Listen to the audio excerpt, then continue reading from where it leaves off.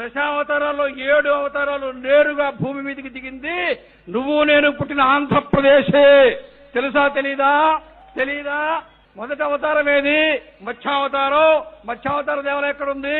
నాగలాపురం ఎక్కడుంది? ఆంధ్రప్రదేశ్. రెండో అవతారం ఏది?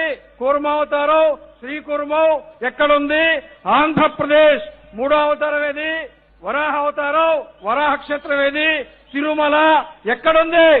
ఆంధ్రప్రదేశ్. వరాహ అవతారం తర్వాత నరసింహావతారం ఎక్కడుంది?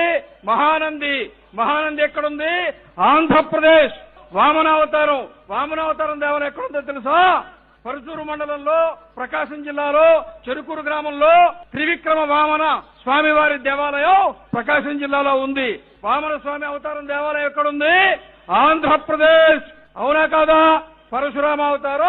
పరశురామావతారం దేవాలయము పరశురాముడు మహేంద్ర పర్వతం మీద ఉంటాడు. మహేంద్ర పర్వతం శ్రీకాకుళం ఒరిస్సా సరిహద్దులో ఉంది. శ్రీకాకుళం జిల్లాలో ఉండే మహేంద్రతనయ పర్వతం మీదే పరశురాముడు ఉంటాడు. కాబట్టి పరశురామావతారం ఎక్కడుంది? ఆంధ్రప్రదేశ్. రాముడు ఉత్తరప్రదేశ్, బలరాముడు ఉత్తరప్రదేశ్, కృష్ణుడు ఉత్తరప్రదేశ్.